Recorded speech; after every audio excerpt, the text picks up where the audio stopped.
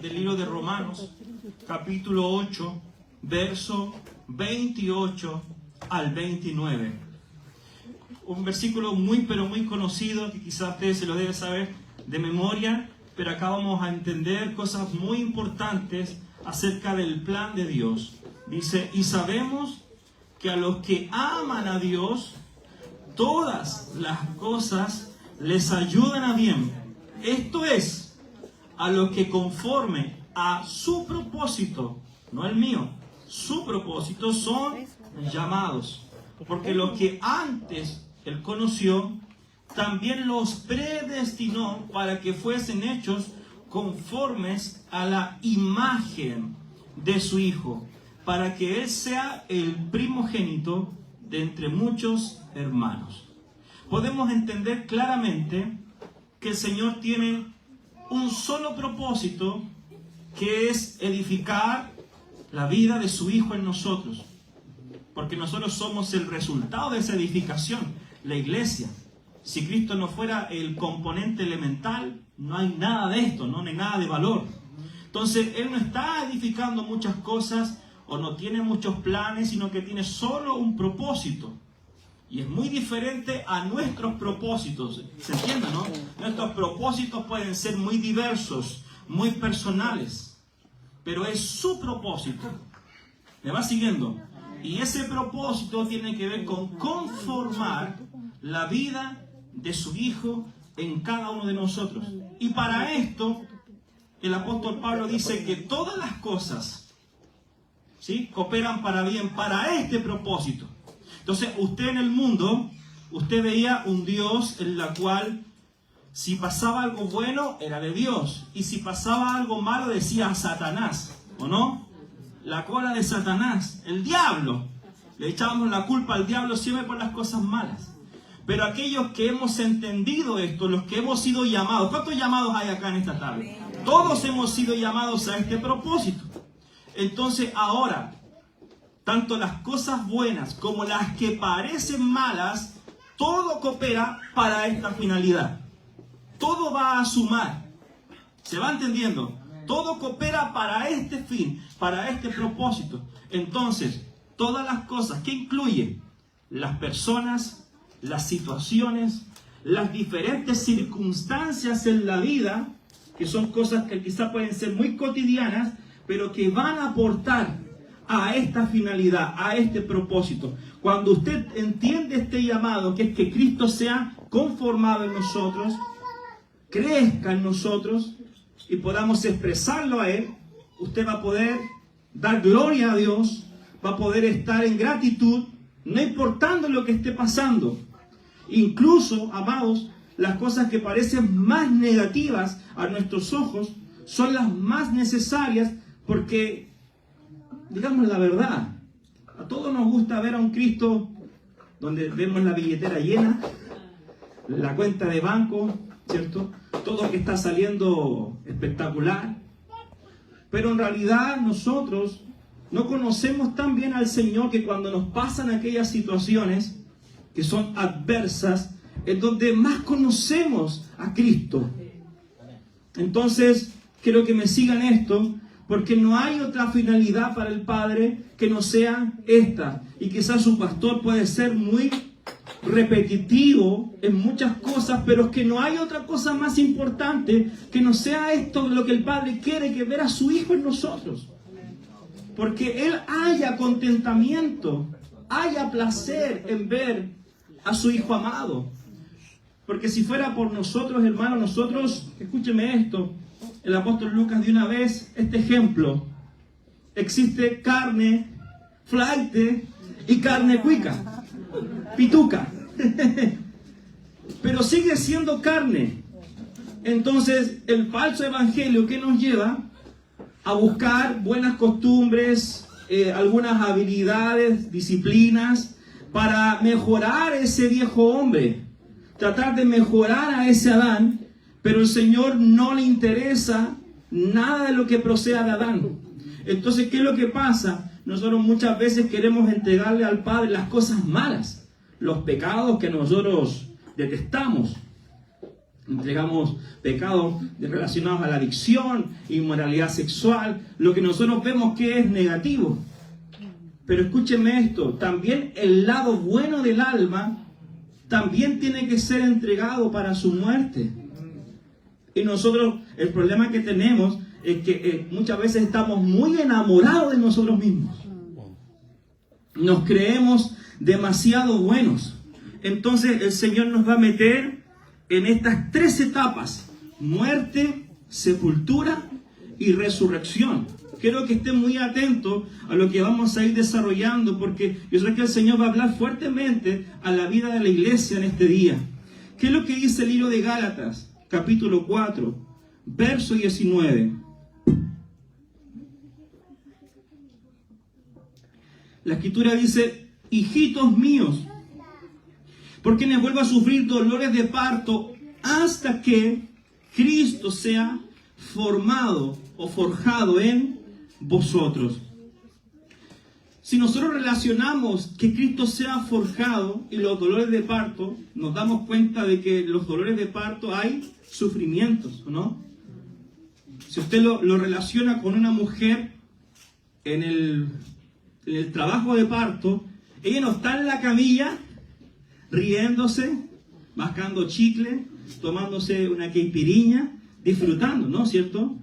Ella está padeciendo, ella está sufriendo, pero sabe que dentro de ella hay una vida que está pronta a manifestarse. Y el apóstol Pablo buscaba solamente esto en la gente: ver a su hijo forjado y manifestado y expresado en cada uno de nosotros. La Escritura dice que Pablo luchaba, trabajaba intensamente en esta edificación, porque no se trata de edificar un gran templo. No, eso es algo que quizás se puede necesitar, como el desafío que la iglesia tiene hoy, que sin duda Dios ya lo tiene todo pago, ¿o no? Es una herramienta que Dios va a usar para este gran propósito, que es la edificación de los santos. Pero ¿cuál es el elemento de edificación? Trazar a Cristo en la vida de los creyentes. Entonces el apóstol Pablo entendía esto, que para que Cristo pueda ser expresado y manifestado en cada uno de nosotros, debía existir un trato severo con nuestra alma, a lo que su pastor ha hablado constantemente acerca del alma, ¿sí? Y el apóstol Pablo, usted puede ver en muchas de sus cartas, en muchas de sus expresiones, que él magnificaba a Cristo y hablaba acerca del gozo, pero no entendemos el contexto. El contexto en que él hablaba de que esta expresión magnificar a Cristo, que significa expresar al Señor hasta lo sumo, lo hizo en medio de una cárcel. La otra vez estuve averiguando cómo fue esa cárcel que está en Italia. Hay mucha gente que viaja a Roma y va y encuentra esa cárcel, que era verdaderamente una fosa, que uno bajaba una escala y era una cosa de 2x2, todo oscuro. Y ahí uno se pregunta, pero ¿cómo es posible que este hombre hablara del gozo? Porque para ti y para mí sería mucho más fácil hablar del gozo si el Señor nos bendice con una casa. Siempre lo relacionamos a cosas materiales. Y que no digo que esté mal, porque Dios muchas veces expresa su generosidad en cosas materiales, ¿sí? Pero entendemos que eso son añadiduras. Pero Pablo, cuando nos hablaba del gozo, nos hablaba en momentos donde realmente, sin duda, no había una razón externa que provocara ese gozo. Todo el evangelio, amados, es interno. Y eso lo tenemos que entender bastante bien. Entonces Pablo, cuando te hablaba del gozo, cuando te hablaba de magnificar a Cristo, no lo hacía porque él era el superapóstol o porque tenía hábitos espirituales, que no digo que son malos, pero había algo más. No porque incluso él ayunaba más que todos, sino porque Pablo entendió algo. Entendió y aprendió a morir. Diga conmigo, morir. Y el evangelio se trata de esto. Ahora, ¿qué pasa con nuestra alma? Nuestra alma siempre se va a resistir. Hay cosas que nosotros entendemos en nuestro espíritu. La Escritura dice en Colosenses que estamos completos en Él. O sea que en nuestro espíritu no hay necesidad de nada, porque el espíritu mora allí y se ha hecho uno con nosotros. Sígame esto. Entonces el tema está en nuestra alma. ¿Por qué? Porque nuestra alma aún no ha sido notificada de muchas realidades que ya están consumadas en el Señor. Porque por eso sufrimos, nos deprimimos, lloramos, lamentamos, nos quejamos. Entonces, en la medida que esta realidad en Cristo es vivida y es revelada, entonces nuestra alma cada vez más va a comenzar a vivir un proceso de alineamiento, de quebrantamiento. Yo voy a seguir hablando más acerca de eso. Mire, en las Escrituras, en el libro de Génesis, no lo vamos a leer porque usted sabe la historia de la creación. Nosotros podemos ver a Adán y a Eva, ¿cierto? Que Adán había recibido la indicación de parte del Padre acerca del huerto, que él tenía que cuidarlo. Todos sabemos la historia, pero Eva no conocía esta realidad que estaba en Adán. Entonces, ¿qué representa Eva? Representa la mente que no ha sido alineada al espíritu. Síganme en esto, por favor. Porque Adán recibió la revelación en su espíritu, pero Eva, que representa el alma, ¿qué es lo que pasó? Fue seducida por la serpiente. Y muy astuta la serpiente le mete esta idea a Eva de codiciar un árbol que Dios mismo había dicho: de este árbol no vas a comer. ¿Por qué? Porque vas a morir. Síganme en la idea, por favor. Entonces, esto significa que cuando usted tiene códigos internos en su mente, ideas, pensamientos, ¿cierto?, que lo arrastran por la seducción de la serpiente, que siempre buscará cuestionar a Dios. Por eso que esta representación nos habla de nosotros mismos. Como muchas veces, cuando nuestra alma no está alineada al Espíritu, es seducida constantemente con las ideas engañosas. Por eso dice que la serpiente es astuta. ¿Cómo fue posible que la serpiente logró tentar a Eva sabiendo de que ellos lo tenían todo? ¿Qué necesidad había? Lo mismo que te pasa a ti y a mí cuando tú crees que hay algo que es mucho más placentero y suficiente que Cristo. ¿Aló? Entonces, por eso que en el principio había un orden: espíritu, alma y cuerpo, ¿cierto? Entonces, ¿qué es lo que necesitaba entender Eva? Lo que Adán sabía en su espíritu. Lo mismo que a ti, tu mente tiene que saber esa realidad, y el espíritu tiene que constantemente hablarle a tu ser interior. Cuando no hay esa conexión, es cuando usted se quiere hacer independiente, que quiere hacer las cosas a su manera. Y cuando eso pasa, el orden de Dios cambia. ¿Qué es lo que pasó cuando Adán y Eva juntos comieron y pecaron? Se distorsionó ese orden, fueron destituidos de la gloria de Dios. ¿Y qué pasó? ¿Cuál fue el orden que cambió? Que el alma ahora estaba gobernada por la carne. Y cuando eso sucedió, el pecado entró en el hombre, y en el primer hombre, pero en el mundo la muerte reinó y quedó la grande. Llegó un momento de que Dios dijo: yo me arrepentí de haber creado al hombre, porque se invirtió el diseño, no solamente del gobierno interior del hombre, sino también de toda la creación fue alterada. Entonces quiero que me sigan esto, porque hoy día Dios nos está haciendo regresar a este diseño donde el espíritu es el que gobierna y la mente, la vida del alma, es la que tiene que estar bajo esa subyugación. Si no ocurre eso, ¿qué va a pasar? Nuestra alma no rendida, no procesada, va a provocar puertas, ciertas aberturas donde el enemigo va a ganar territorio en tu vida. Y es lo que hoy no podemos ceder ni un solo centímetro. Entonces, ¿qué es lo que pasó en las Escrituras? Usted conoce la historia de Pedro con Jesucristo, ¿cierto? Cuando en un momento Jesucristo pregunta, dice, ¿y quién dicen que yo soy? Les pregunta a todos. Y ahí sale Pedrito, aquí maestro, tú eres el Cristo, el Hijo del Dios viviente. Y ahí se escucha las voces de los ángeles. Un 7. La hiciste de maravilla, ¿no? Te lo reveló mi Padre que está en los cielos. Y suelta una tremenda palabra. De eso glorioso. Pero versículos más adelante vemos otra escena. Vemos a Jesús diciendo es tiempo de ir a la cruz. Y vemos a Pedro, el mismo que había recibido esa gran revelación, diciendo, maestro, no vayas a la cruz porque vas a morir. ¿Y qué pasó? Jesús reprende, le dice, apártate de mí, ¿qué? Satanás. La pregunta, ¿con quién estaba hablando? ¿Con Pedro o no? Era Pedro. La pregunta es, ¿por qué habló de Satanás? ¿Dónde se metió Satanás? Esa es la pregunta. Si versos antes había una revelación potente. ¡Wow! Tú eres el Cristo. Y él entendió que su nombre había cambiado. ¡Tremendo!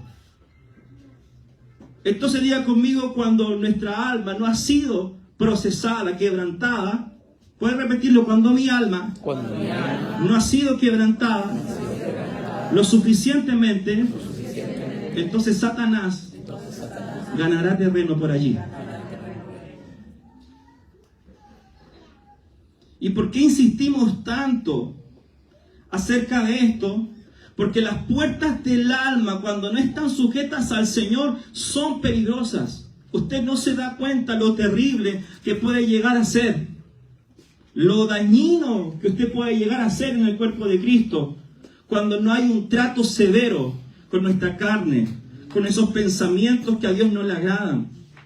Nosotros podemos tener muchas manifestaciones, y por eso que hay un libro de Corintios, que podemos tener dones, que podemos tener profecía, que podemos tener muchas manifestaciones, pero si no hay un trato severo a la carne, todo se va a perder tarde o temprano. Yo soy testigo de todo eso, porque yo mismo también he destruido muchas cosas que Dios ha querido hacer porque no he entendido el proceso de la muerte. Morir es necesario. Y la muerte, no hay mucho que hablar de la muerte, porque no es algo que tú buscas en sí, sino es algo que te llega. Es una situación, experiencias que van a suceder tú sin buscarlas. Ahora quiero que leamos el libro de 2 de Corintios, capítulo 4, versículos 16 al 17. Y acá vamos a ver nuevamente por qué es necesario, por qué es tan importante esta palabra respecto al hombre exterior y al hombre interior. Dice, por tanto, no desmayamos antes, aunque nuestro hombre exterior se va desgastando, pero el interior, no obstante, dice, se renueva de día en día, porque esta leve tribulación momentánea produce en nosotros un cada vez más excelente y eterno peso de gloria. Para los que no saben, ¿quién es el hombre exterior? El hombre exterior es el hombre natural. Representa nuestra vida sin Cristo. A diferencia del hombre interior, que es la nueva creación, que es el hombre del Espíritu, donde el Señor habita. Dice la Escritura que el que se une al Espíritu del Señor, un espíritu es con él. De manera que sucede una mezcla. El espíritu recreado es el hombre interior, entre el Espíritu del Señor y mi espíritu. Cuando usted lee la Biblia, usted se da cuenta de dos cosas. Cuando habla de espíritu con mayúscula, se refiere al Espíritu de Dios, ¿sí? Y cuando usted lee la Biblia y ve espíritu con minúscula, representa ¿a quién? Su espíritu, ¿no? Entonces, el hombre interior entiende, recibe algo que el hombre exterior todavía no sabe. Pero ¿qué tiene que pasar con el hombre exterior?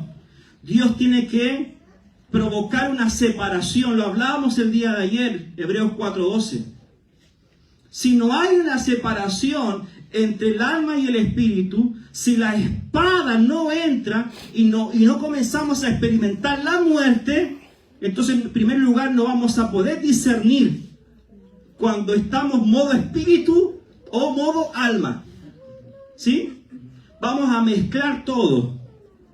Si no hay esa separación, no hay esa muerte, efectivamente nos vamos a quedar sin fruto. Si no hay esa separación, entonces la vida que está contenida en nuestro espíritu no va a poder manifestarse. Usted entiende la relación de la cáscara de semilla, ¿cierto? La cáscara experimenta un proceso. La cáscara para nosotros, hermanos, es el hombre exterior. Pero para que la vida que está en la semilla pueda expresarse, pueda, ¿cierto?, arraigarse, tiene que experimentar el morir. Si no, ¿usted qué va a pasar? Si el alma se enseñorea del espíritu, cuando el alma gobierna, ¿sabe lo que pasa? Cristo es opacado. Cristo es obstruido. Como lo que hablábamos ayer, que nos decía el pastor respecto a los pozos, ¿o no? Que se llena de tierra y la cáscara es dura. Es nuestra voluntad que no se quiere sujetar, no quiere experimentar el quebranto. ¿Cuánta gente o cuántos de nosotros hemos tenido que pasar muchas situaciones duras, pero aún no entendemos la lección? Y vuelve otra vez el examen, ¿o no? Vuelve una y otra vez la misma prueba. Porque usted todavía no ha querido experimentar este real quebranto para que la vida fluya. Si la cáscara sigue dura, ¿qué va a pasar? Usted se queda con su mal carácter, se queda con sus ideas, con sus opiniones, con su manera de pensar, se queda en su modo alma, sus sentimientos y su voluntad que se hace inquebrantable. Es tremendo porque nosotros podemos tener un tremendo Cristo, pero un Cristo preso. Interesante. ¿A quién le gustan los autos? ¿A quién le gustan los autos? Pongamos un auto Porsche, ¿sí? ¿A quién le gustan los Porsche? Yo no sé nada mucho de auto, pero te voy a poner el ejemplo para que lo entiendas. Usted puede tener un Porsche 0 kilómetros de $100,000 extraordinario y lo tiene ahí en el parking, guardado y mirándolo. Y está ahí. Y nunca echa mano del auto para poder usar esa tecnología y disfrutarlo. Entonces mucha gente tiene un Cristo que está guardado en el garage. El Cristo que representa este Porsche que está guardado ahí y que nunca le hace uso. Entonces aquí no es el tema de hablar de un tremendo Cristo que es glorioso y que nos habite, que no hay problema de eso. El desafío nuestro es cómo ese Cristo sale hacia afuera. Cómo ese Cristo es expresado para que mi entorno pueda reconocer que yo doy testimonio de un Dios real. Entonces el problema de la gente, el problema de nosotros es que la gente se topa con la cáscara y no logra percibir el tesoro que está en el vaso de barro. Entonces por eso que el Señor va a venir constantemente con un proceso que se llama muerte. Va a venir constantemente, porque muerte, sepultura y resurrección son simultáneos. Simultáneos. No es que primero venga la muerte y después la sepultura, sino que pueden alterarse. Y nosotros tenemos que reconocer acá en qué etapa nosotros estamos. La muerte es muy buena, pero para el hombre natural no la entiende. Porque ve que pareciera que hay una pérdida. Ve que está perdiendo cierta reputación. Pero el Señor dice, wow, aquí te quiero. Quiero desarmarte. Quiero llevarte a ese punto donde es un punto de no retorno. Jesús fue así con la gente. Con los discípulos que querían seguirlo. Los llevó a un punto límite. Si alguno quiere venir en pos de mí, niéguese a sí mismo, muera. Tome su cruz y sígame. Porque todo aquel que quiera perder su vida, ganar su vida la perderá. Y el que quiera perder su vida por causa de mí, la hallará. O sea, no está ofreciendo un camino color de rosas. Pablo dice en las escrituras, decía, cada día yo muero. Entonces, entiende el ejemplo de la cáscara, ¿cierto? Porque si la cáscara, que es la semilla, y cae en tierra, dice la escritura claramente, si no muere queda solo. Juan capítulo 12, verso 24. De cierto os digo que si el grano de trigo no cae en la tierra y muere, queda solo. Pero si muere, lleva mucho fruto. Necesario. Porque el ejemplo de la semilla, cuando cae en tierra y echa raíces, la cáscara, cuando muere la semilla, se abre para que se arraigue en la tierra. Y después vemos el resultado del testimonio, el fruto de la semilla. Nosotros somos el fruto de ese Cristo que fue sembrado como grano de trigo, que murió, dio mucho fruto, y ese fruto somos nosotros, el resultado, la espiga, que son muchos frutos, y hoy día nosotros damos testimonio de eso. Pero los discípulos no entendían el valor de la cruz. Ninguno de ellos, cuando vieron a Jesucristo morir, lo vieron como una victoria. Ellos lo vieron al principio como una derrota. Lo vieron con que se acabó la promesa del Mesías. El morir es un misterio. Porque es como que el Señor, en la experiencia del morir, uno es desnudado. Uno comienza a perder, a perder, a perder. Y la gente no entiende esto en un principio, porque nosotros buscamos a Dios por oportunismo. ¿Me sigue, cierto? Entonces Satanás, incluso él sabe de la semilla del reino. Él lo sabe muy bien, porque él sabe que si esa semilla cae en el corazón, que es Cristo mismo, y fructifica, se acabó su negocio. No puede seguir operando, él tiene que salir. Y por eso que dice la palabra que cuando usted no entiende la palabra del reino, dice que viene el malo, y porque usted no entiende, dice que arrebata lo que fue sembrado. Entonces, ¿cuál es la lectura del enemigo? Sígame en esto. Cuando a usted le comienzan a pasar situaciones que parecen malas, ¿usted qué dice? No me voy a acercar más a la iglesia. No me voy a acercar más a Dios. ¿Por qué? Porque si me están pasando cosas malas, entonces mejor prefiero estar un poquito distante. Y eso es un engaño del enemigo. Claro, porque nosotros empezamos a experimentar una muerte, que Jesucristo se va a glorificar en esa muerte, porque todo proceso de muerte es para vida. Pero Él entiende muy bien eso, porque Él va a evitar a toda costa que Cristo pueda ser sembrado en nosotros y que eche raíces y morir juntamente con Él. Entonces van a venir esas ideas para aquellos que todavía no están convertidos.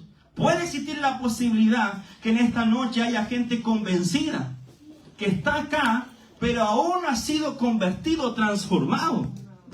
Porque queremos evitar la cruz. ¿Se fija? No existe evangelio sin cruz. Todo lo que los hombres de la palabra, los apóstoles hablaban, tenía que ver con esto. 1 Corintios 15:36. Necio, lo que tú siembras no se vivifica si no muere antes. Es así. No se vivifica si primero no muere antes. Quiero que le digas al que está a tu lado, el Señor, con mucho amor, dile, desea tu muerte.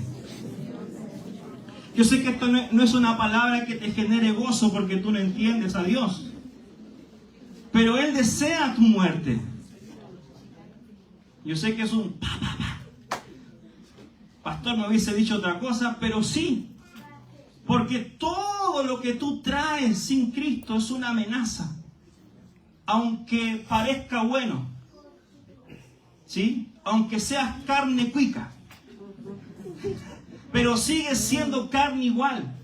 Y el Señor va a poner escenarios de muerte donde vas a aprender a conocerte a ti mismo, donde vas a comenzar a verte como en un espejo y tú decías, pero Señor, yo pensaba que era bueno. Y el Señor decía, no eres tan bueno como tú pareces. Y eso, en pocas palabras, es el proceso del morir. ¿Cómo lo podemos identificar en lo práctico? El proceso de muerte. Lo podemos ver cuando Dios nos pide cosas para sacrificar. Por ejemplo, usted está muriendo ahora.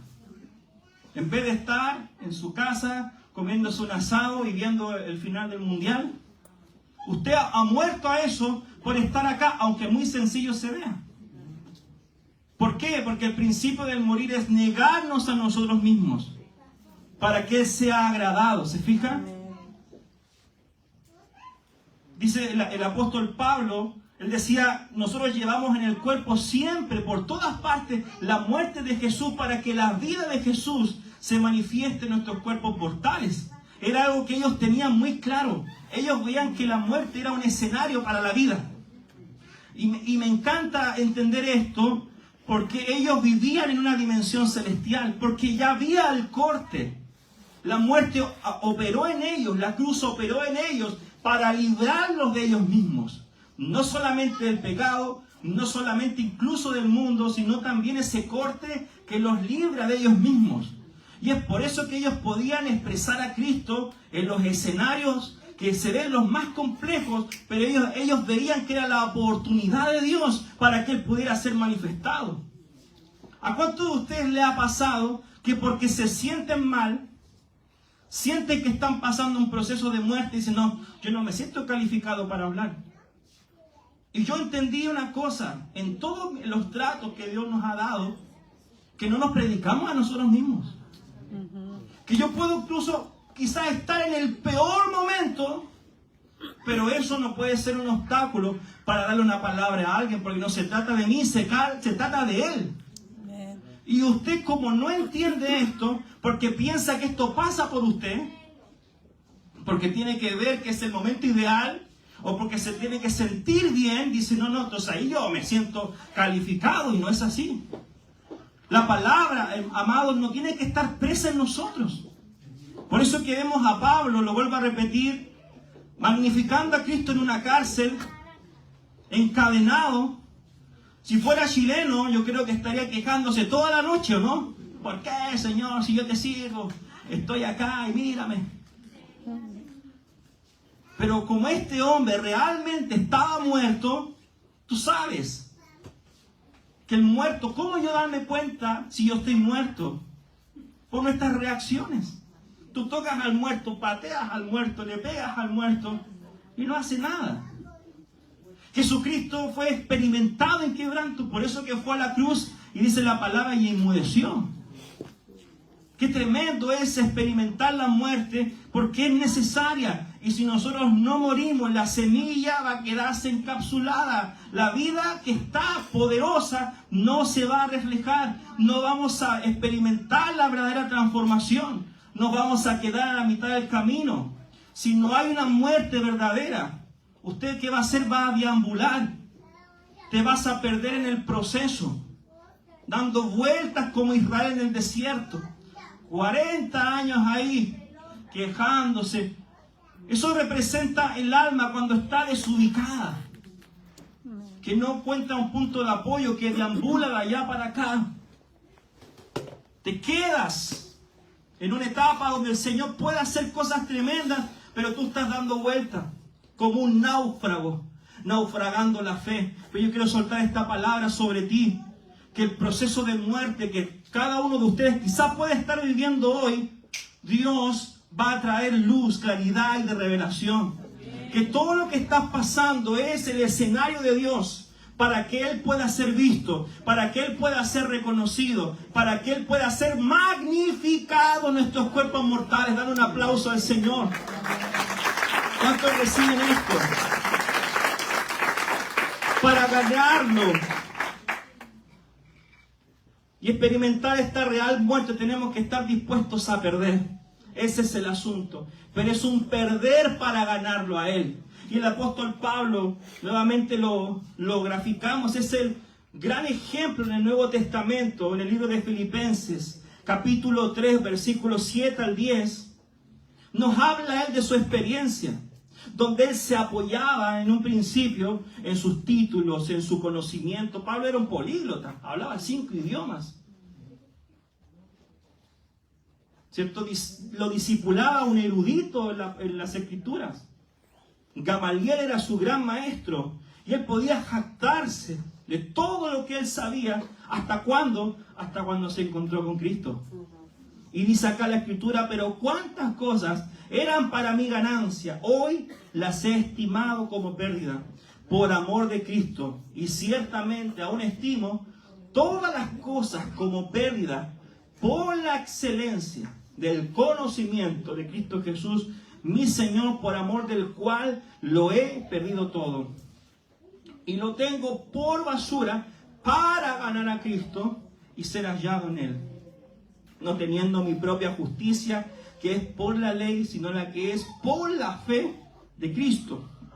La justicia que es de Dios por la fe, a fin de conocerle y el poder de su resurrección y la participación de sus padecimientos, llegando a ser semejante a Él en su muerte. Se fija que es lo mismo que estamos hablando en esta tarde: muerte, sepultura y resurrección, que no pueden ser conceptos bíblicos solamente doctrinales, sino que tienen que transformarse en experiencias vivas, donde Cristo realmente se da a conocer, se forma y se forja cada vez más. Y cuando Pablo, dice la palabra, se encontró con el Señor camino a Damasco, conocemos la historia, sus ojos fueron encandilados por esta luz. Y él, creyéndose la gran cosa, dice la Escritura que él cayó como un gusano, literalmente al suelo, como muerto. O sea, todo ese punto de apoyo que Pablo tenía en sí mismo se fue al suelo. En comparación, dice, a esto, el conocerle a Él. Ahora, ¿sabe lo que pasa? Que nosotros podemos pasarnos la vida hablando de este Cristo maravilloso y usted nunca enganchar, nunca conectar con la hermosura, con la gloria de nuestro Señor. ¿Hasta cuándo? Hasta cuando tú lo veas. Y yo espero que llegue un día, porque ese día de muerte es un día traumático. No sé si ustedes escucharon el testimonio del pastor de Brasil en la escuela del Nuevo Pacto, que él hablaba que entró en una crisis tan fuerte de muerte y de sepultura, y que él, claro, un ingeniero, tremendo conocimiento, tenía 1000 empleados, hasta cuando se encuentra con esta palabra, y esta palabra lo atraviesa y empieza a experimentar una crisis donde su empresa se iba a quiebra. Y él dice: mi oración era morir, pero también decirle: Señor, tú tienes el poder de devolverme mi empresa. ¿Qué pasó? La empresa nunca volvió, pero él tuvo que perder, pero ganó lo mejor, que lo ganó a él. Y eso es lo que él testifica. Entonces van a haber situaciones donde realmente todo lo que usted se apoyaba se va a comenzar a depreciar, se va a comenzar a desvalorizar. Lo que usted quizás encontraba apoyo, por ejemplo, en un título, en lo que usted ha construido, en su casa, en sus terrenos, en sus bienes, que usted dice: wow, aquí yo habla de lo que yo valgo. Cuando te encuentras con Cristo, tú comienzas a pesar.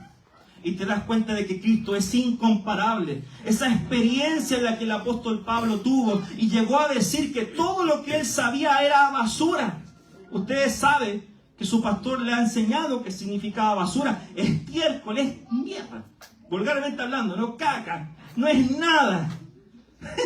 Suena fuerte, ¿no? Pero eso es lo que Pablo quiso decir. No es nada en comparación a la excelencia del conocimiento de Él. Y yo quiero hablarte de esta manera. Quizás no tengo la forma de poder mostrarte las maravillas del Señor. ¿Hasta cuándo? Hasta cuando tus ojos queden encandilados y puedas ver realmente que Él es el gran tesoro, la perla de gran precio. Que para ganar esa perla, dice la parábola, tenemos que estar dispuestos a venderlo todo. Entonces hay un aspecto de Cristo que se nos entregó, que es gratuito, que es por gracia. Pero el Evangelio del Reino nos dice que realmente, si estamos dispuestos a entrar, tenemos que también darlo todo para ganarlo a Él. Y esa es la parte que muchos de nosotros no queremos. ¿Hasta cuándo? Hasta cuando veamos el valor de Él. Yo quiero que le preguntas que está a tu lado: ¿qué significa Cristo para ti? Pregúntale: ¿qué es Cristo para ti? ¿Es un adorno a tu vida?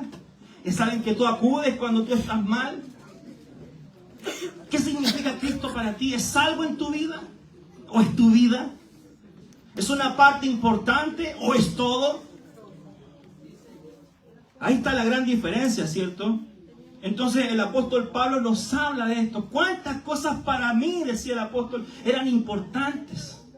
Eran valiosas, donde él se apoyaba, pero ahora no significan nada. Yo ruego al Señor que tú comiences a experimentar esa depreciación en tu interior.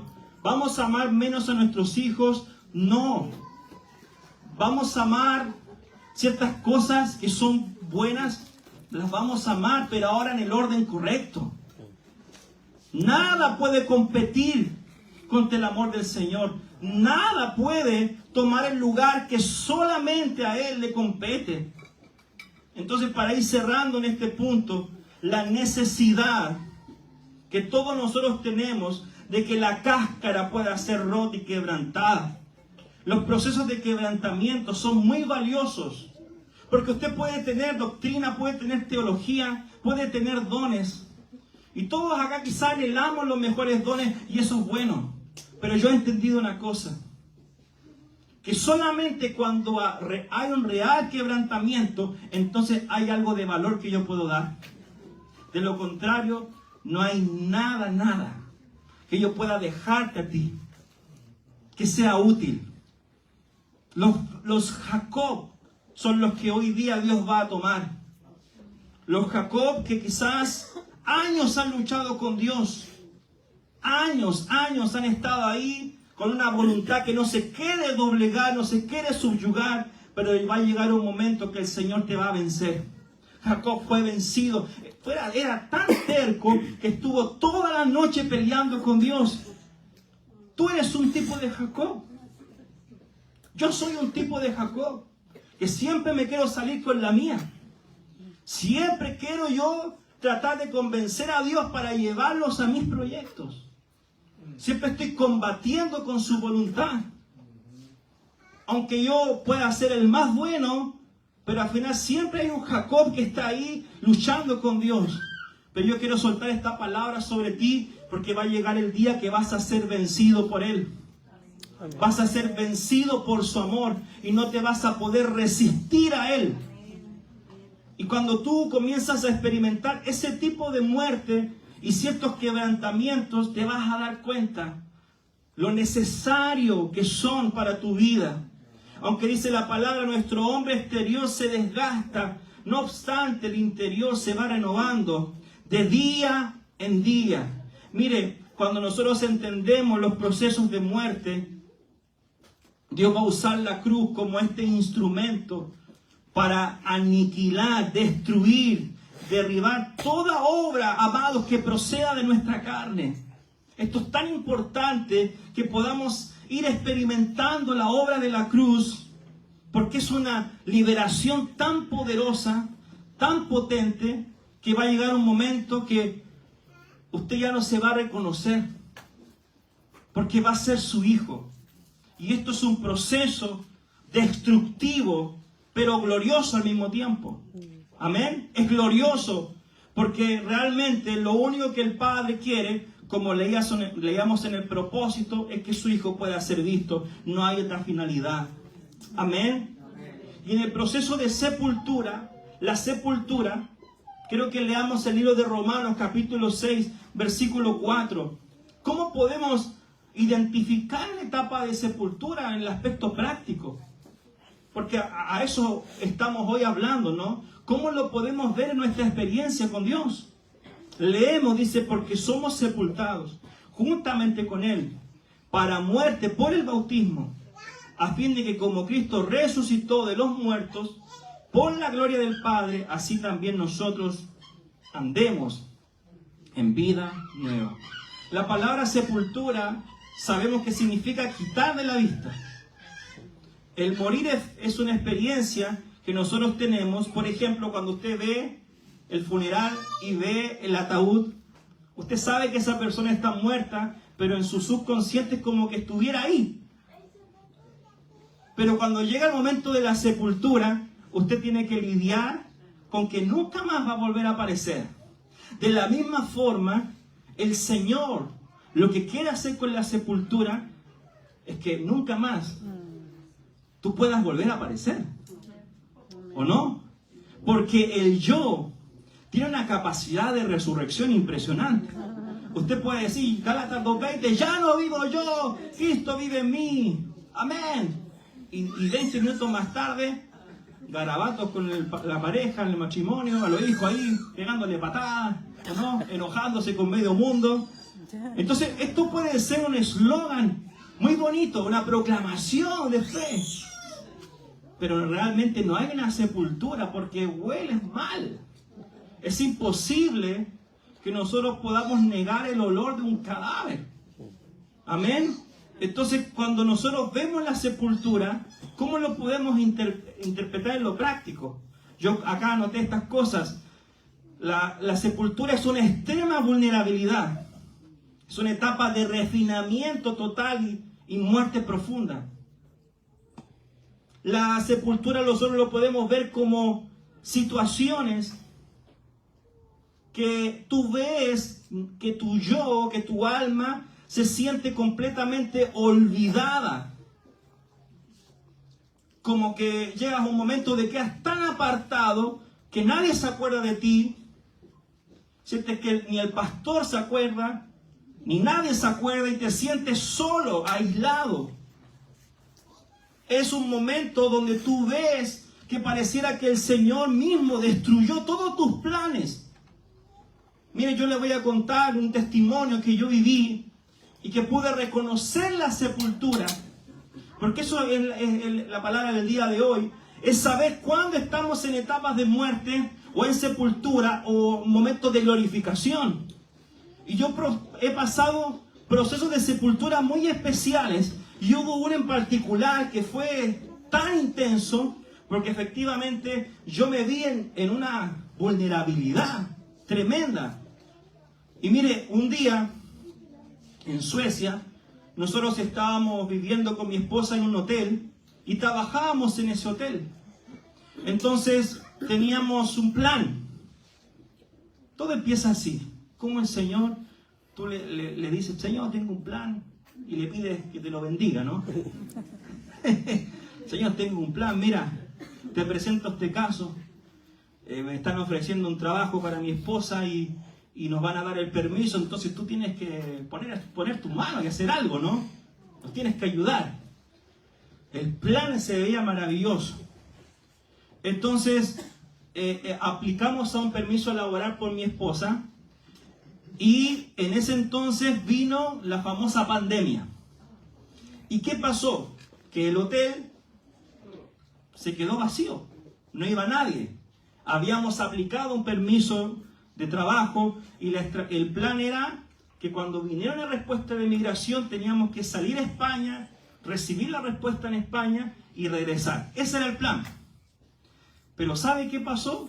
Llegó una carta de migración a mi esposa diciendo que en 10 días ella tenía que presentarse en el lugar donde ella había pedido. Y mi esposa me dice, llegó carta de migración. ¿Pero qué pasó? Justo me dio el coronavirus. Y en ese entonces uno tenía que viajar a través del PCR.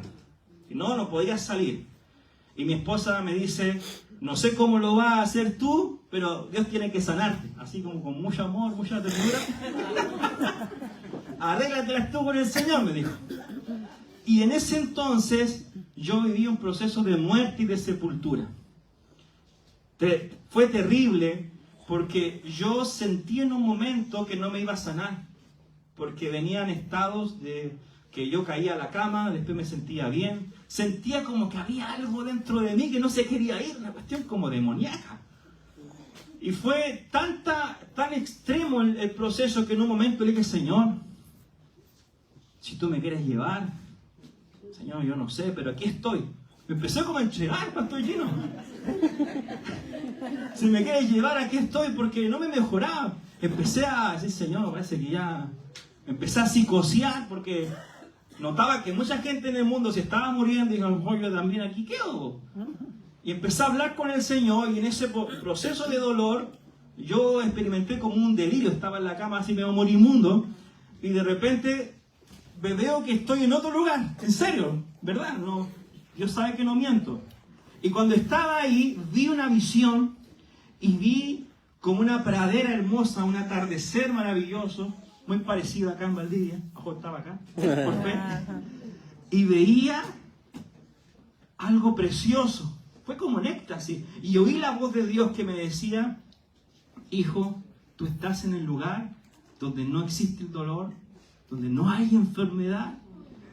Y yo dije, wow, entendí que mi espíritu estaba intocable, estaba completo, yo estaba sano en mi espíritu. Por lo menos ya sabía que no me iba a morir. Como que reboté. Y vuelvo a la realidad y seguí enfermo, seguía los dolores. Nada cambió. Y llegó el día del PCR. Tenía fe. Lloré, Señor. Lo que usted siempre hace, declare la palabra. Dígale a la montaña que se corra. Y ahí yo estaba, Señor, por la fe estoy sano. Y voy a ir a ese PCR y no hay ningún virus ni nada. La fe estaba bien. El tema fue la respuesta. Un día antes de viajar, día viernes en la noche, yo estaba aislado. Mi esposa ahí mandándome los WhatsApp. Matías, PCR negativo, puede viajar. Yolisa, me manda un mensaje, PCR negativo, puede viajar. Y después Alejandro me manda el examen positivo. Me llama porque estábamos separados ahí.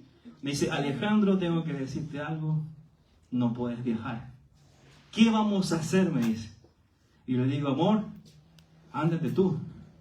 Viaja tú a España, llévate mi pasaporte como sea. Y sigamos en esto.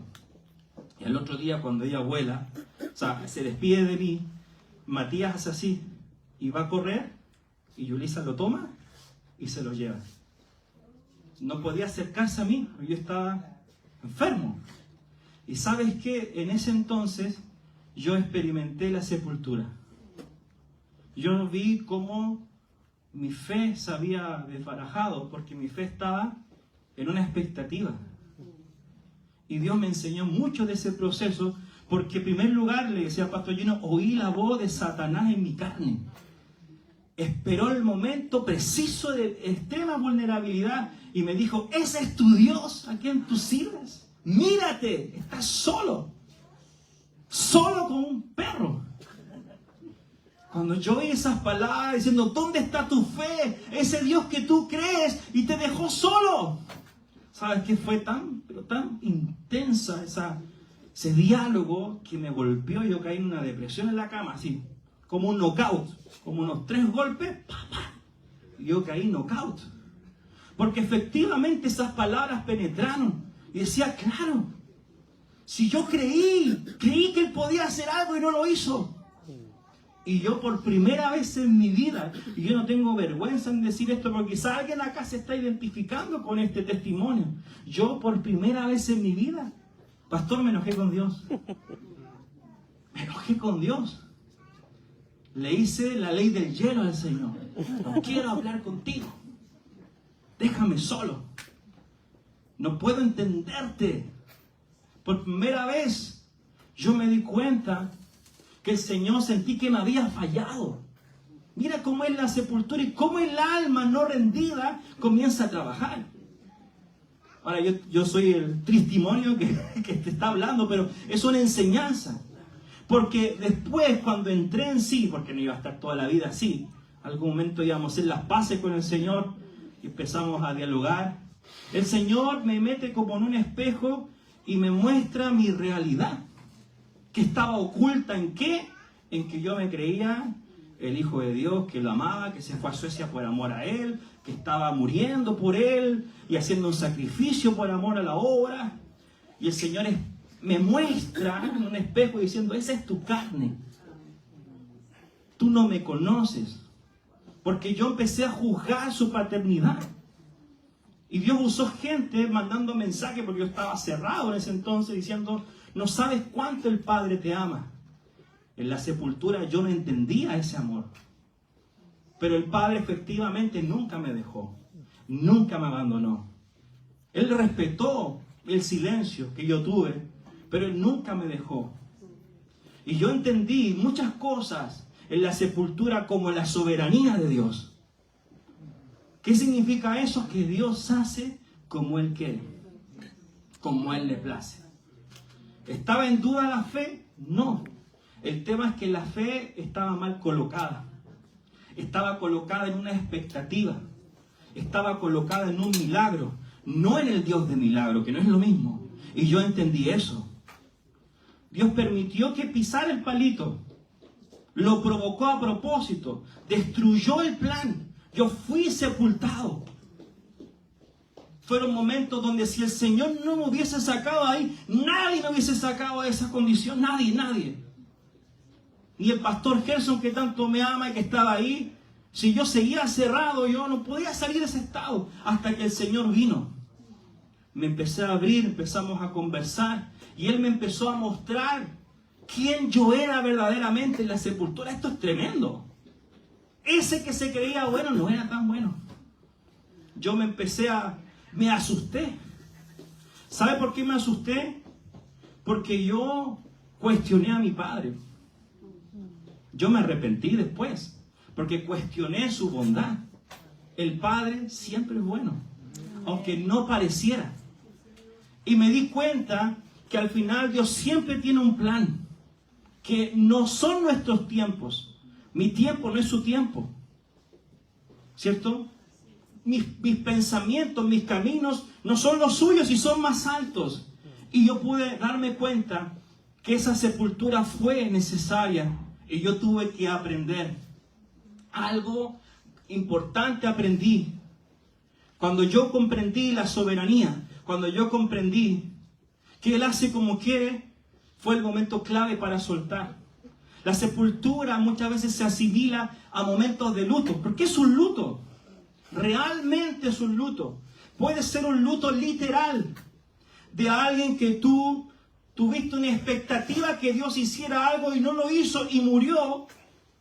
Como le pasó a Marta con Lázaro, ¿cierto?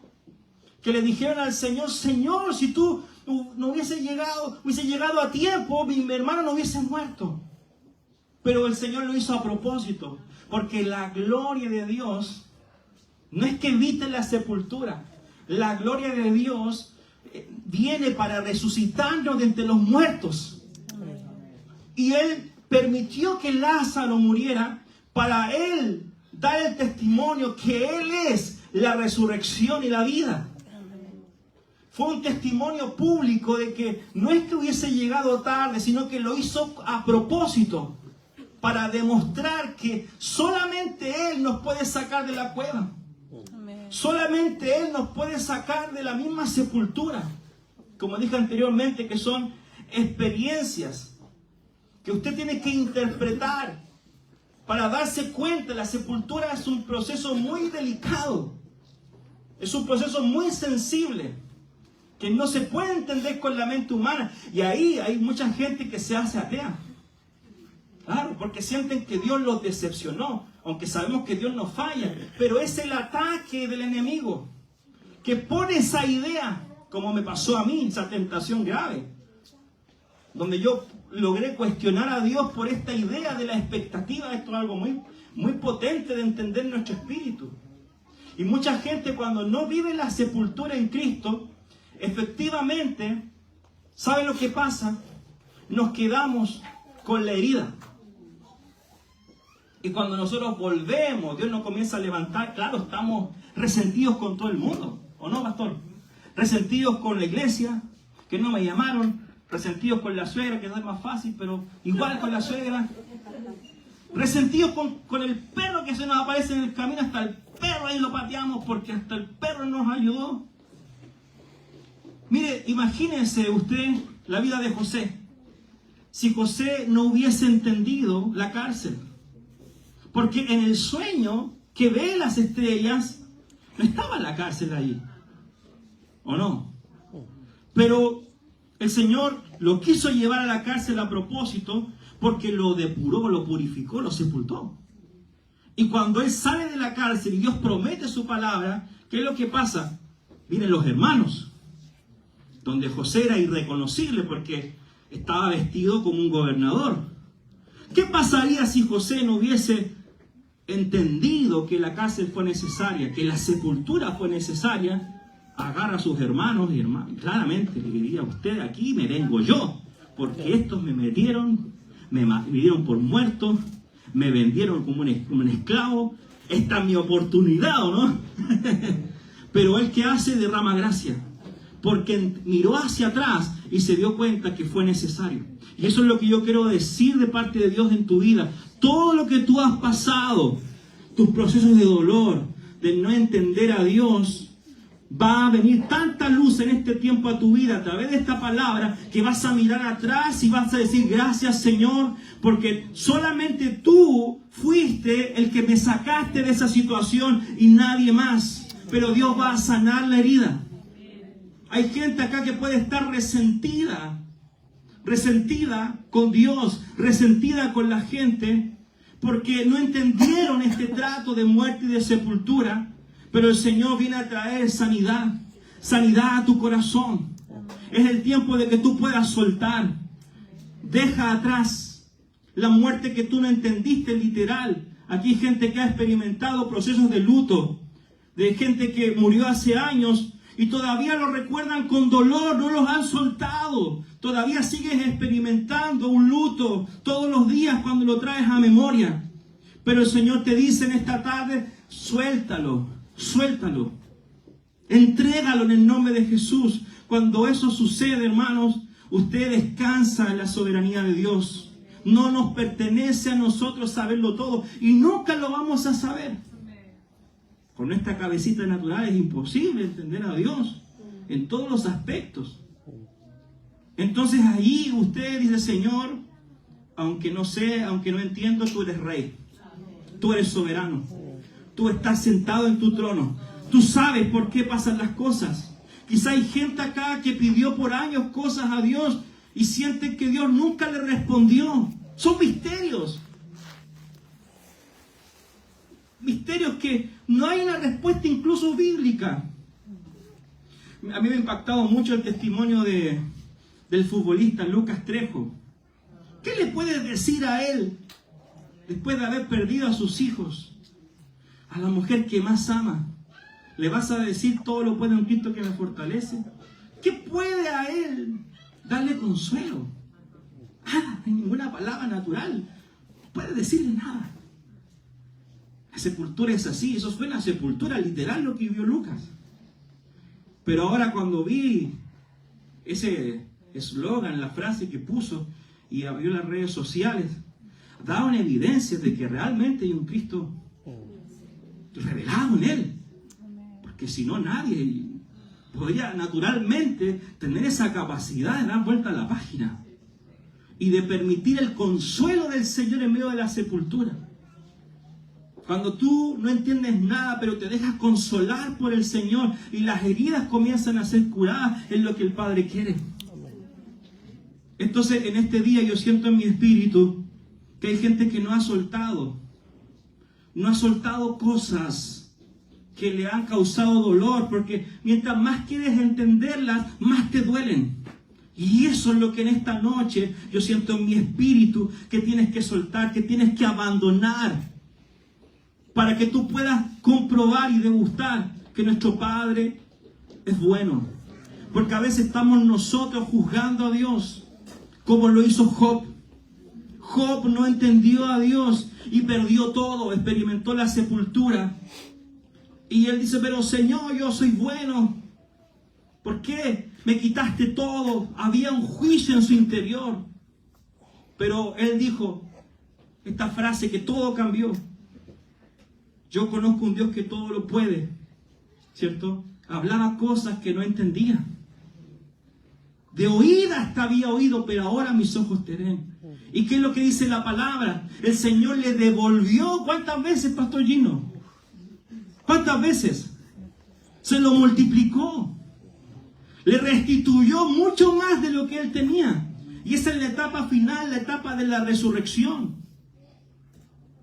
Pero hubo un momento que Job, él creía que era el hombre más justo, que se merecía todo lo que tenía, y el Señor lo llevó a esa etapa que le quitó todo. Ese testimonio es tremendo. Pero la resurrección es la etapa donde usted puede entender que todo lo que ha vivido tiene valor para el Padre. ¿Cómo lo identifica en los aspectos prácticos? Es un tiempo de glorificación, de elevación, de honra. Es una etapa de manifestación y promoción. Pero escuche esto, todos queremos el fruto, hermano, ¿cierto? Todos queremos la parte de la glorificación. Yo estoy en una etapa también de glorificación. Claro, porque yo vengo de Suecia y todos me dicen, wow, lo que está haciendo el Señor en Suecia. Miren, yo estoy acá por eso, porque si no hubiese fruto no me llama nadie, ¿o no? Pero hay un fruto manifestado. Pero nadie ve la muerte. Nadie ve lo que uno padece, ¿cierto? Para que sea el fruto manifestado. Escuche esto. Todo lo que nosotros vemos externamente, hay una vida que lo sustenta. Amén. Interior, secreta. Y si esa vida en nuestro interior no echa raíces profundas, todo lo que se ve hacia afuera va a ser conmovido en algún momento. En algún momento va a venir el viento y va a probar todo. Pero si estamos sustentados por esta vida que nos habita y que hemos muerto juntamente con Él y que se ha arraigado entre nosotros, entonces, hermanos, no hay límites. La glorificación va a ser eterna. La leve tribulación, que es momentánea, que va a pasar, yo quiero decirle esto en esta noche, que va a pasar, el dolor va a pasar, es temporal, pero no se compara al peso de gloria que es eterno, que nadie te lo puede quitar, el fruto nadie te lo puede arrebatar. Produce en nosotros un eterno, excelente peso de la gloria de Dios, porque esa es la finalidad, la gloria de Dios. Ser glorificado juntamente con Él, experimentar la verdadera transformación y glorificación, esa verdadera renovación de la mente. Esto es glorioso, porque el Señor no está permitiendo cosas para dejarnos en el suelo. Es una etapa de morir necesaria para que la vida eche raíces y después el fruto es manifestado. Amados, esta iglesia en gran medida es el fruto de gente que llegó acá a Valdivia y estuvo dispuesto a morir, a plantarse en este lugar. Que tuvo que abandonar una ciudad, abandonar ciertas comodidades y venir acá de cero. Lo que vivimos en Suecia no es mérito nuestro, pero sí en parte tiene que ver con esa disposición a morir, a ser plantado en un lugar que yo no quería. Escuchen esto, estar en esa cultura con ese idioma es para volverse loco. Tú llegas ahí, tú no entiendes nada. Dices, Señor, llévame de vuelta. Yo soñaba con Valparaíso, soñaba con la iglesia. La gente allá no me reconocía, me decía, pastor, no, ladrón, decían. Entonces lidiar con todo eso fue morir y morir constantemente, pero entendí de qué era el camino para la fructificación. Entonces por eso que es importante que el Señor nos muestre todo el panorama completo. Sígame en esto, el panorama completo. El sueño ya está. Dios ya lo tiene en la glorificación, pero estas etapas, amados, son necesarias. Por más fuerte que puedan parecer, son necesarias, porque si no, no tenemos nada de valor, pastor, que entregar. Y todo dolor que tú experimentaste es para consolar también a otros que han pasado lo mismo. Usted tiene autoridad para decirle. Por ejemplo, el testimonio de mi hija. Yo tengo autoridad para hablar a algunos papás que han tenido hijos prematuros. También experimentamos una muerte y una sepultura allí. 2 meses y medio, casi 3 meses metido en un hospital día y noche, batallando con los espíritus de muerte. Hermano, yo decía, Señor, estas eran mis oraciones. Señor, tú tienes poder para que la bebé esté en la gestación las 40 semanas. Y no pasó eso, hermanos. Yo empecé a aprender a cómo orar. Cambié la oración. Saqué la expectativa y empecé a decir, Señor, que sea tu voluntad. Si tu voluntad es que yo pase por esto, tú me vas a sostener. No sé cómo. Yo no quería quedarme en un hospital. Yo le mostraba la foto al pastor Gino de mi hija y él casi se pone a llorar. Y después le mostré la glorificación, ¿no? Y yo, qué preciosa la bebé. La glorificación. Pero como empezó todo, tú la ves y te da ganas de llorar. Porque tú no imaginas cómo Dios va a orar. Y era solo confiar que Él iba a hacer su obra. Un año atrás el Señor me habla y me dice, el proceso de parto, el embarazo va a ser duro. Yo en lo profético me encanta decirte, señora, Dios te va a bendecir, te va a prosperar. ¿Qué hizo usted? Amén. Se pone a llorar, ¿o no? Pero cuando yo te digo a ti, tú vas a tener un año duro y vas a ser procesado, ahí se acaban los amenes. Y yo le dije eso a mi esposa. Dios me dice esto para ti, tu embarazo va a ser durísimo. Pero Dios nos está anticipando la tormenta, tenemos que prepararnos, fuimos avisados. Y yo también cuando entré al hospital, fue de repente, un día Yulisa pierde líquido, de un día para otro, y en la curiosidad va al hospital preguntarle al doctor qué pasaba. Y el doctor le dice, tiene que ir al hospital. Nunca había estado en una ambulancia. Por primera vez, así, tiene que ir al hospital. En una ambulancia, nosotros así. Señor, ¿qué pasa? ¿Qué estás haciendo? Mi oración era, Señor, tú tienes el poder para hacer el milagro. Y el Señor, ¿sabe lo que hizo? Me metió en el fuego de la prueba. Yo entendí que el fuego es necesario para nosotros, porque somos refinados. Pero mi carne no quería, sígame en esto, no quería mi carne. Porque yo decía, Señor, ¿cómo yo voy a vivir en un hospital? Porque eso no decía el doctor. Si la bebé nace antes de tiempo, tú te tienes que quedar acá con tu esposa. Entonces, efectivamente, yo pude comprender de que por más que a veces ore que Dios haga algo, y no estoy negando la fe, porque yo soy un hombre de fe, pero entendí que a veces las oraciones se generan situaciones que son inevitables, que por más que tú ores, las vas a tener que pasar.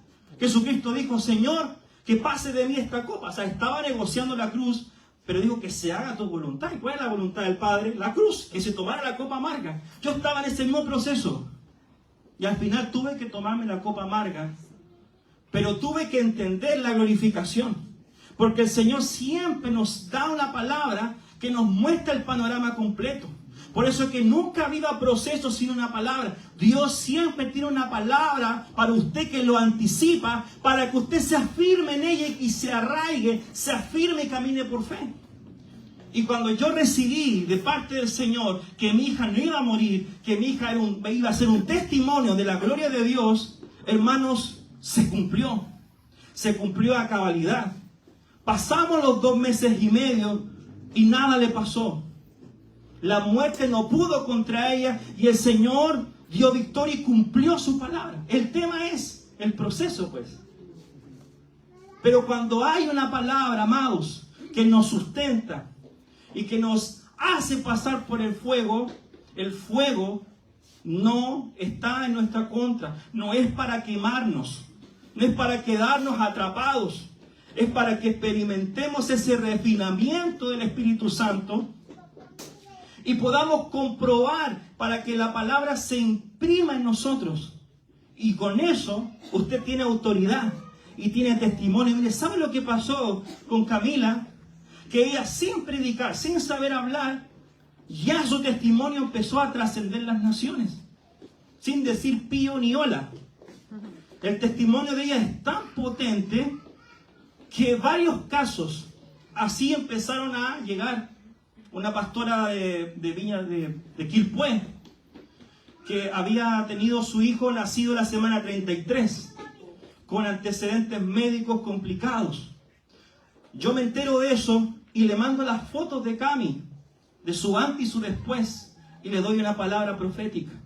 Y le digo, no sé lo que tú estás pasando, pero yo quiero decirte algo. El mismo Dios que lo hizo con mi hija, tiene el poder de hacerlo con tu hijo. Pasaron horas y no respondió nada, ningún mensaje. Porque en ese mismo momento que le habíamos mandado el testimonio, fue en el mismo momento que el doctor le había dado este diagnóstico, que el niño venía con problemas. ¿Y sabe qué es lo que sucedió? Ella se apoyó de la palabra, la creyó y dijo, Señor, bueno, pase lo que pase, está en tu voluntad, pero si tú lo hiciste con Cami, entonces yo creo que tú también lo puedes volver a hacer otra vez. Y el testimonio ya está a la luz. El bebé no tiene nada, fue dado de alta y ahora sus padres están disfrutando de la vida de Natán. ¿Se fija? Y otro testimonio más de unos mellizos que habían nacido la semana 24. Se habían enterado del testimonio nuestro. Dios lo volvió a hacer otra vez. Se fija que todo lo que nosotros vivimos que pareciera que es malo, que es negativo, no. Es el testimonio que nos da autoridad para decir, con Dios sí se puede. Con Dios sí se puede. Y si vemos que a lo mejor Dios no lo hizo, por ejemplo, que quizás no hubo la respuesta, hay un testimonio. ¿Sabe por qué? Porque tú no te quedaste allí. No te quedaste atrapado en eso que viste que Dios no hizo. Dios sanó y te sacó y te rescató y tú soltaste todo. Entonces, sea que Dios lo haga o no lo haga, el testimonio está igual, porque Dios nos sacó de ese estado. Porque hubiera pasado lo contrario, que a lo mejor la bebé o el bebé que escuchamos el testimonio, quizás Dios no lo hubiese hecho, no lo sé, está en la soberanía de Dios. Pero había una certeza que el testimonio de mi hija iba a servir para otras personas, para que el Padre lo hiciera. Entonces quiero que te pongas en pie en esta tarde.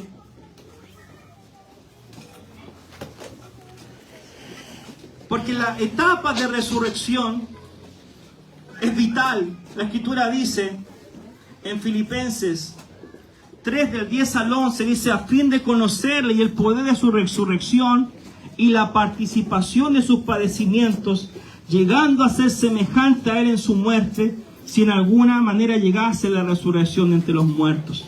Nosotros vivimos en el poder de la resurrección.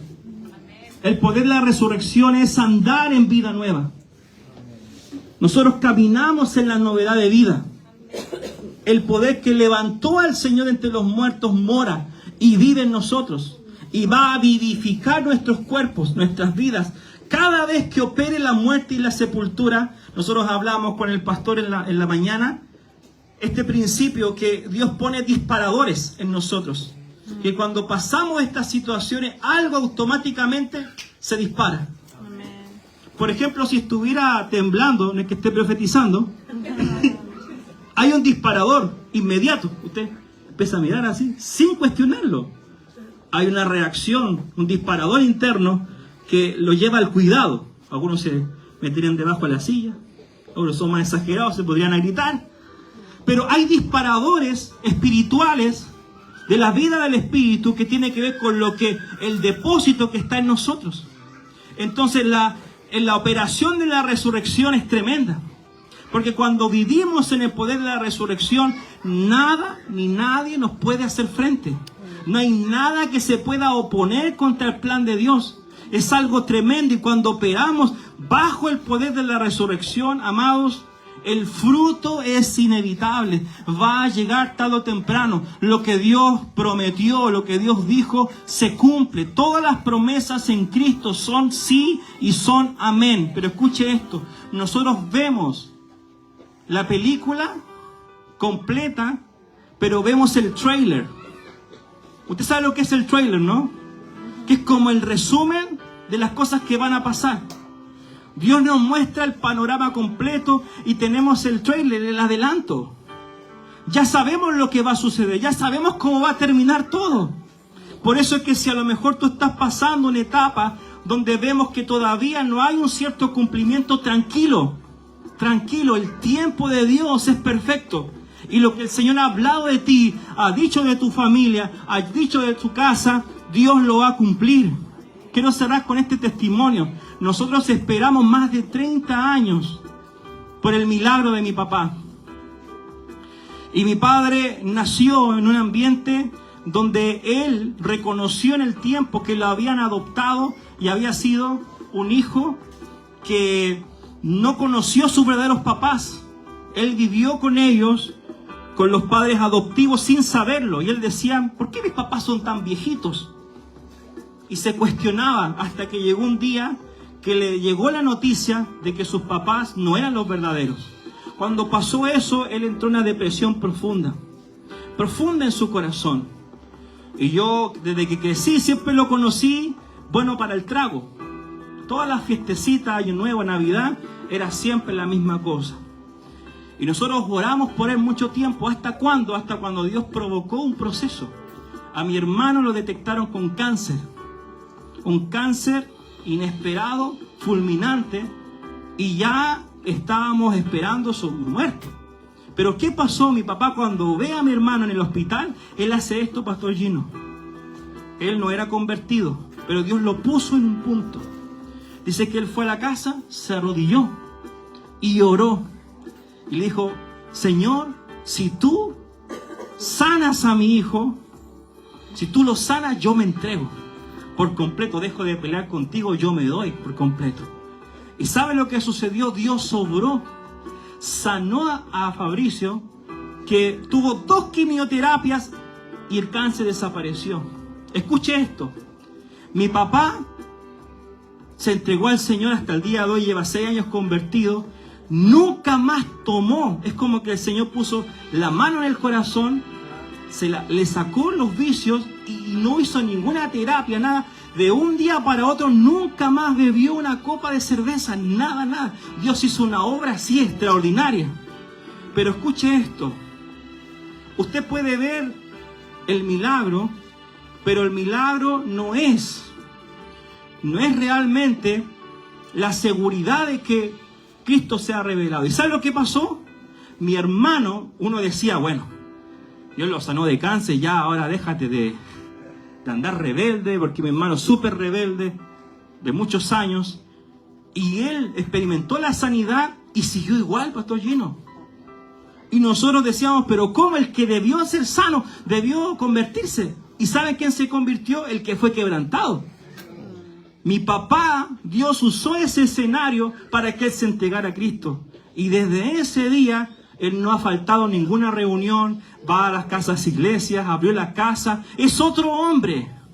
Se fija, por eso es que es importante que veamos los escenarios donde el Señor realmente se va a dar a conocer. Quiero que cierres tus ojos en esta tarde y oramos al Señor. Muerte, sepultura y resurrección.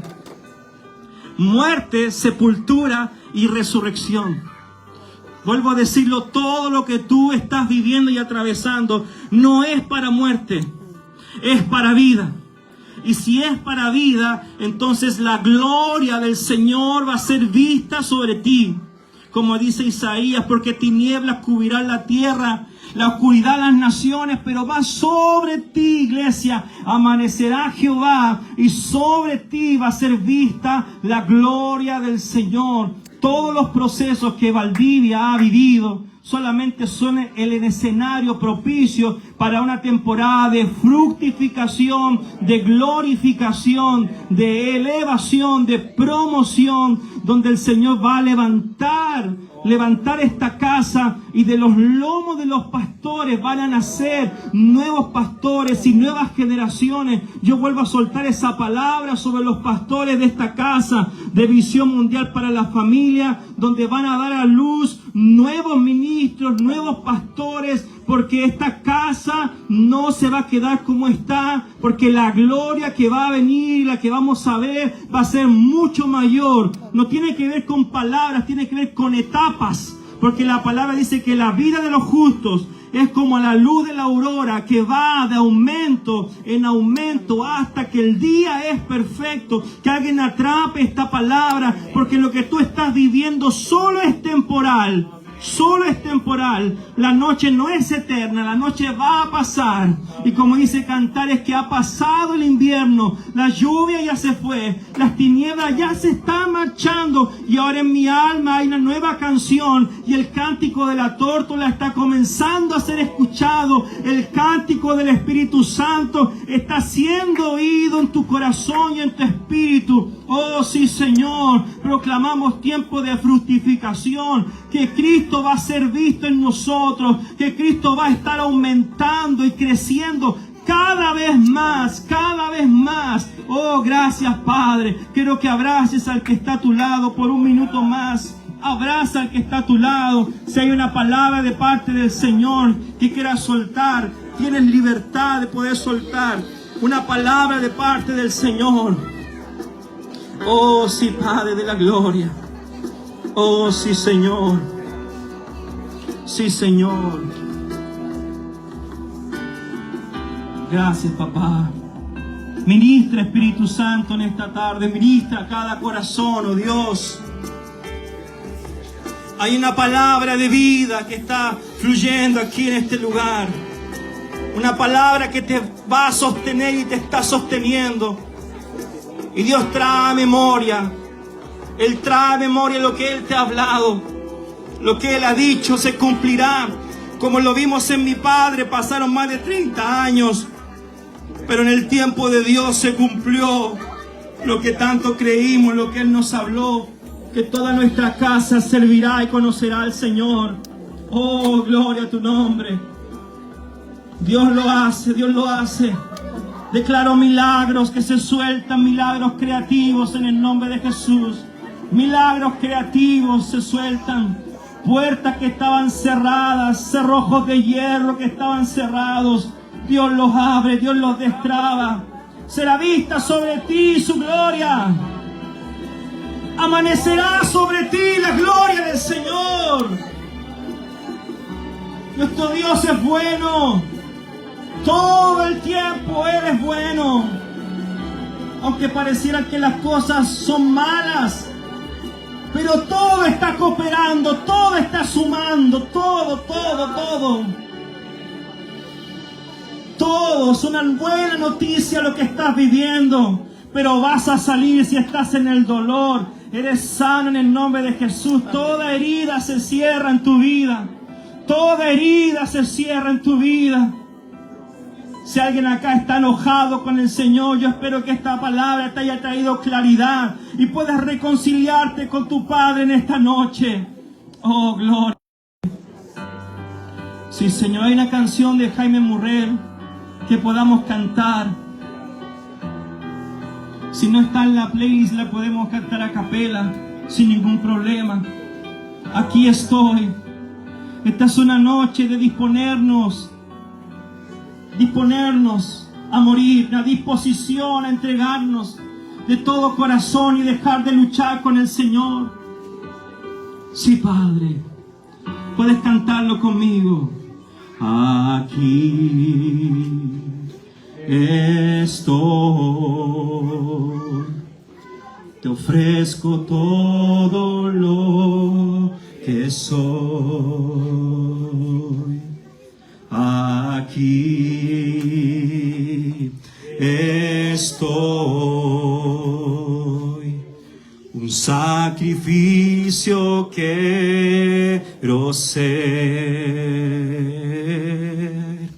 Toma mi ser, mi vida entrego a ti, porque tú eres mi Dios, eres digno de adoración, una ofrenda de amor seré para ti, para ti, para ti, aquí estoy. Te ofrezco todo lo que soy. Aquí estoy. Un sacrificio quiero ser, lo decimos. Un sacrificio quiero ser. Toma mi ser, mi vida entrego a ti, porque tú eres mi Dios.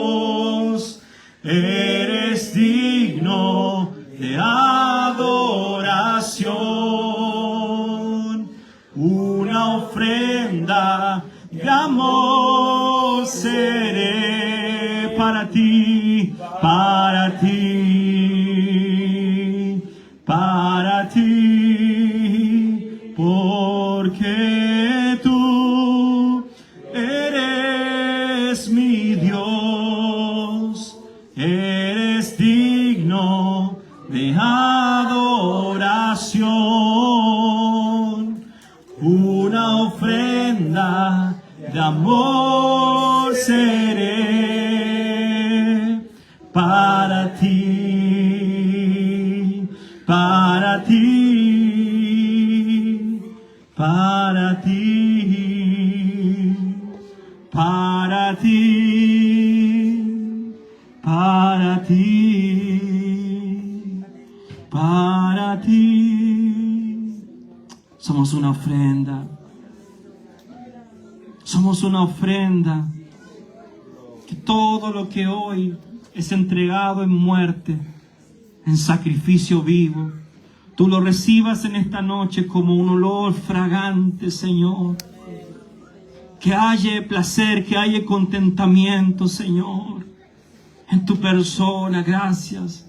Gracias, Señor. Yo veo en mi espíritu que en este nuevo tiempo que Dios está trayendo, veo personas que están dando un paso hacia adelante, un paso de compromiso, un paso de amor, un paso de entrega, de dejar todo lo que les distraía de lado para disponerse a hacer un sacrificio vivo, disponerse para ser un edificador. Hay gente acá que está siendo impulsada por el Señor a dar un paso más, a ir más profundo con el Señor. Es el tiempo, recíbanlo en su espíritu. Gracias, papá, en el nombre de Jesús. Dale la gloria a Él, dale la gloria a Él. Gracias, Padre.